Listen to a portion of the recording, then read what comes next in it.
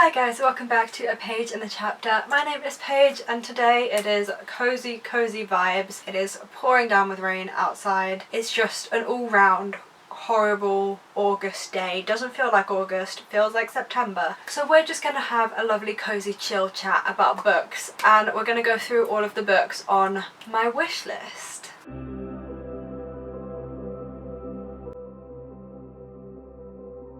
I'm gonna be like completely real with you guys. I am not feeling it today. I did not feel like putting on a whole face of makeup, getting all dressed up. I was completely unmotivated to stand in front of a camera. I have been really struggling for video ideas lately. Like my head is just not with it. I'm gonna just be honest and upfront about the fact that I'm not feeling it today, and so we're just gonna have a very chilled, like I'm in a McLaren hoodie, like it's so chilled and like cozy chat about some books. This has been an idea that I've had for a little while, which is to just tell you all of the books that are on my Amazon wish list, discuss them. It's a way for you guys to see like what I want to read, what's on my radar, get to know like my reading habits, the kind of things that I choose to read and what catches my attention. I feel like it's just a different way of getting to know me and my reading habits that I haven't really seen anyone else do, but I've been very hesitant to do it because I really don't want you guys to take it the wrong way. Like I am not by any means trying to draw attention to my wish list or asking you guys to get me things off my wish list. I have actually removed my wish list link from this video because I do not want you guys thinking that that's why I'm filming this. It is just purely a very chilled video idea where you guys can kind of get some book recommendations, hopefully see more about my shopping and my reading habits. It's just a very chilled, easy video that is me just standing in front of a camera talking about books and isn't so mentally taxing today. So that's why I'm filming it. I really don't want this to come across like I'm begging or asking in any way. Please do not take it that way. This is just a list that I have put together like for my own sake so that when I am online book shopping I can just add things to my basket rather than spending hours trying to find books that I want to read. Like, sometimes you know exactly what books you want to buy, other times you don't. So I just have a wish list for those times when I don't. If you guys like the sound of this video and you want to see more from me, you want to see more of my face, why not hit that big red subscribe button down below and stay tuned for future content. I upload twice a week on a Wednesday and a Friday, so there is no shortage of bookish content here. Feel free to also check me out on Instagram and Twitter. I'm very active over on my Bookstagram. I am loving being a part of the Bookstagram community right now, so do feel free to check me out there. And now let's get into all of the books that are on my wish list. So the first book on my wish list is A Man Called Ove, I don't know how to pronounce it. This is by Fredrik Backman. And this is 100% a recommendation from Rachel. She loves Fredrik Backman and every time I watch one of her videos she makes me want to read his work more and more. She recently read this and gave this a 5-star and the way she spoke about it made me really want to read it. So this has been added to my wish list. So this is about an old man called Ove and he is kind of known as being very grumpy, very old-fashioned. He thinks everyone around him is an idiot. He gives me like Man from Up vibes, and I believe this is just a very heartwarming tale about realising he's not quite what he seems. The description doesn't matter too much to me, but this just looks like a really heartwarming, like up in a book kind of story. Just the weather today as well makes me really want to read this. Like it's so rainy and miserable that this just sounds perfect. And then we have a book called The Feather Thief. This was recommended to me in my non-fiction recommendations video. Someone left this in the comments and it just sounds really interesting. It is a non-fiction book about a heist that took place. It's called The Feather Thief, The Natural History of the Heist of the Century. So I believe it's like natural, sciencey, historical, a mix of all things. I do believe the way it was put to me in the comments of that video is it doesn't just focus on this heist but like other things that were going on at the time, the consequences of this heist, things like that. I read the comment on this video. I will put it on the screen now and it just really made me want to read this, so I added it to my wish list just in case I'm feeling in the mood for a non-fiction one day. This is like right there at my fingertips without me having to go back and read the comments of that video. Next we have Everybody Else is Perfect. I've mentioned this in quite a few videos now and I still have not got round to purchasing this book. This is a collection of essays by Gabrielle Korn, who is a very successful editor of a big fashion magazine, and it's a collection of essays about her figuring out her sexuality, her life, her career in her 20s in New York. I'm just in the mood to read a lot about being in your early 20s. Really love to read some advice or just read something relatable to my current age. So this has been on my list for so long, and hopefully I will get around to reading it soon. And then we have A Touch of Darkness. I see this everywhere on TikTok. I don't know what it's about, I just know that it is a smutty Hades and Persephone retelling. And to be honest, that was all I needed to know. Next we have Written in Bone by Sue Black. I have the paperback version saved in my wishlist because it's currently only available for pre-order and I don't really want to purchase the hardback, so I'm just saving it here so I remember to order the paperback when it comes out. I keep going backwards and forwards on this, so it may change, but we're getting into application season now and I'm still pretty set on this, but I currently plan on doing a master's in forensic anthropology, which is what Sue Black writes about. I've read her first book.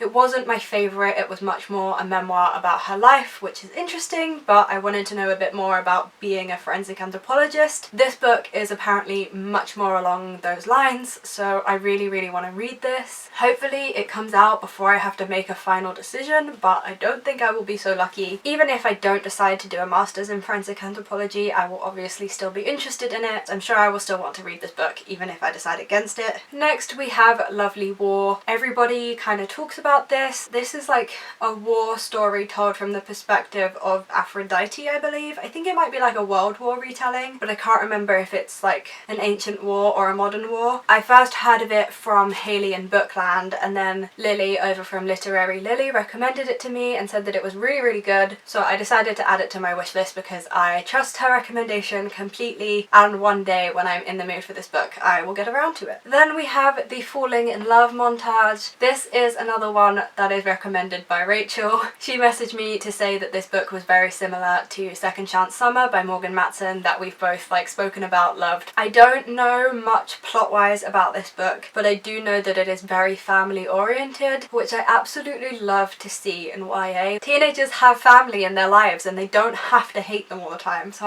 I want to see more of this, and if the Falling in Love montage is that, then I want to read it. And other than the family elements, all I know is that it is sapphic, and I am really into my sapphic romances at the moment, so I'm sure I will love this. The Cemetery Boys. This blew up a while ago and has been on my wish list for the longest time, and I just haven't got around to reading it yet, but I really want to. This is about our main character who is trans, I believe. Our main character summons a ghost and goes on this big adventure to find the ghost of his murdered cousin and set it free. However, our main character accidentally summons the wrong ghost and summons the ghost of someone from his school. To be honest, I like ghosts as a supernatural creature, as a premise. I'd like to read more about ghosts. The next book on my wish list is a book called Gideon the Ninth. This just looks kind of creepy, perfect for Halloween. I think this and Cemetery Boys are books that I will finally get around to purchasing in October maybe. I'm gonna just read you one sentence from the description of this and I guarantee you will understand why I want to read it. Tasman Mear's Gideon the Ninth, first in the Locked Tomb trilogy,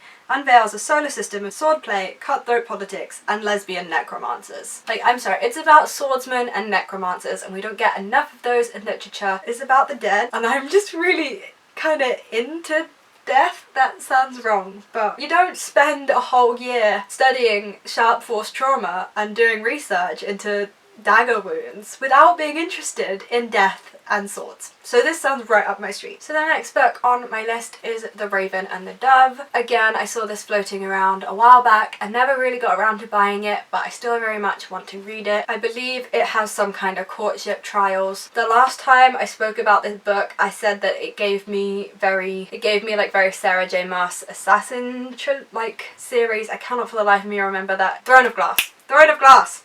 It gave me very Sarah J Maas Throne of Glass vibes, and it has a courtship, competition, duel element, and it has dragons in it. and I love dragons, so this is on my list. Next we have The Fifth Season by N.K. Jemisin. I have almost bought this book so many times, but it's such a heavy high fantasy that I'm a little bit scared of it, I can't lie. Like, I am still very committed to diversifying my shelves and reading from authors of different backgrounds. I can't believe I still haven't read an N.K. Jemisin yet because she is such a mainstream fantasy writer. I need to get around to it. Next we have Punk 57 by Penelope Douglas. This is a romance with like a kind of like taboo age thing, and it follows our main character, and she, I believe, starts a romance with her boyfriend's father. I've seen people on TikTok really like it, so I assume the age thing is handled very tastefully. I figured, like, why not check it out? Then we have The Hating Game by Sally Thorne. Again, contemporary romance. Don't need to know much about it other than the fact that it's getting really good reviews. I'm seeing people really enjoy it, and it's another easy go-to, light-hearted, fluffy, contemporary romance for when I'm in that mood. And then exactly in the same way, I have The Troubles of Hating You on here. It's just another option, another contemporary romance that I can just click on straight away and buy if I am in the mood for that. Then we have Trials of the Four Olympians. This is like an adult Percy Jackson. It's like an adventure fantasy using Greek mythology in the same way that Percy Jackson is, but this is aimed at an older audience. Like, why would I not check this out? Then we have The Crown of the Gilded Wolves. I have read From Blood and Ash. I still need to start A Kingdom of Flesh and Fire, I think that's what it's called. So obviously the last book in the trilogy is on this list because I've started it and I need to get around to finishing it, so I've put it on my wish list so I remember. Then we have Book Love, which is a very cutesy, cozy graphic novel about books. Need I say more? A Song Below Water. This is about a mermaid, I believe, who has to go to school. I know that it's dual perspective, two best friends who I think are keeping secrets from each other or have a secret that they're keeping from the world, but I know that this is like a mermaid retelling, so like a YA fantasy mermaid retelling kind of thing. Again, it just sounds like something I would be interested in. Then we have Take Me Home Tonight by Morgan Matson. This is Morgan Matson's latest book. It just came out this year. So this is about two best friends and they decide to have like a wild night in New York City. They plan on having the best night ever, going for dinner, going and seeing a play, but they don't plan on losing their phones and having a massive fight. I don't need to know much about Morgan Matson's books. She is an insta-buy author for me. I don't think I've given any of her books less than 4 stars. Then we have These Violent Delights on my wish list. Do I really need to explain this one? It's a Romeo and Juliet retelling set in Shanghai, very much influenced by Chinese politics and history. I really want this book, especially with the next book coming out by the end of this year. Then we have Black Sun. I think a load of people in the book community got arcs of this book because it blew up. I haven't got around to buying it yet. Again, it just seems like such a high fantasy, and when I read the blurb of it when I was shopping in Foyles, it just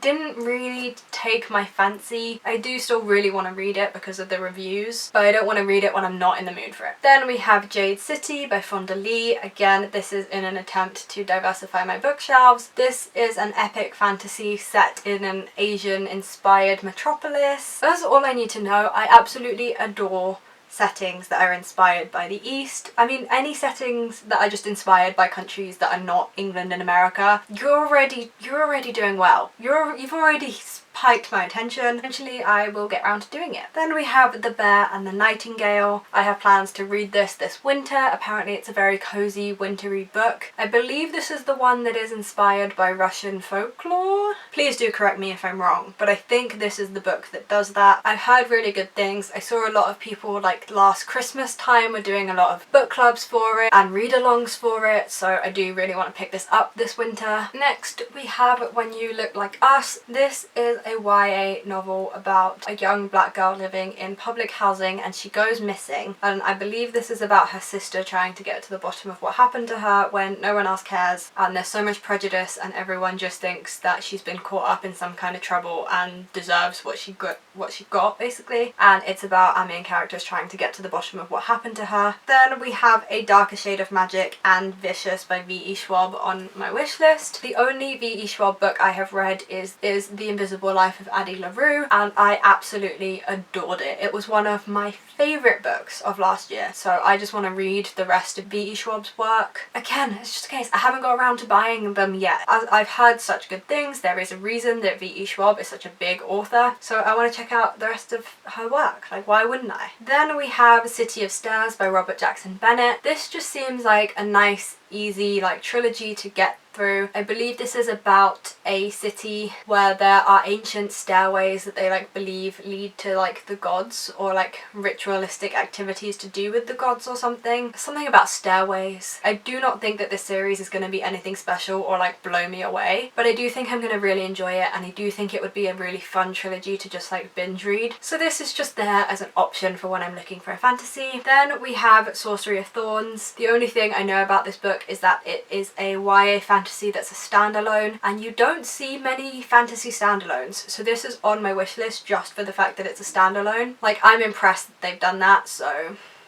then we have The Graveyard Book by Neil Gaiman. I've never ever read a Neil Gaiman, and I want to, and I believe this is about a main character who lives in a graveyard. It just sounds really like cutesy and lovely, and this is probably also going to be one that I buy towards October time to read for Halloween. It just seems lovely. Then we have The City We Became by N.K. Jemisin. I believe this is another standalone urban fantasy, but it might not be a standalone. This is probably the first N.K. Jemisin that I will pick up because it seems less heavy than her other work, but I've never seen this book in any bookstore in England. I've seen the 5th season, I've never ever seen this, so I just haven't got around to picking it up yet. Then we have Talking as Fast as I Can by Lauren Graham. I really want the audiobook for this because Lauren Graham herself does the audiobook, and I am saving this for when I'm having a really bad day and I just want to hear Lauren Graham talking to me about Gilmore Girls, one of my favourite comfort shows. So this is why I haven't bought this one yet, because I really want the audiobook over the physical copy, so I can just feel like I'm chatting to Lauren Graham on a bad day. And then the final book on my wish list is Scythe by Neil Shusterman. This is one of those like iconic booktube series. Everyone except me has read this book. It has been around for so long, and I believe it's something to do with like death and the Grim Reaper, so again, right up my street. I should get on it.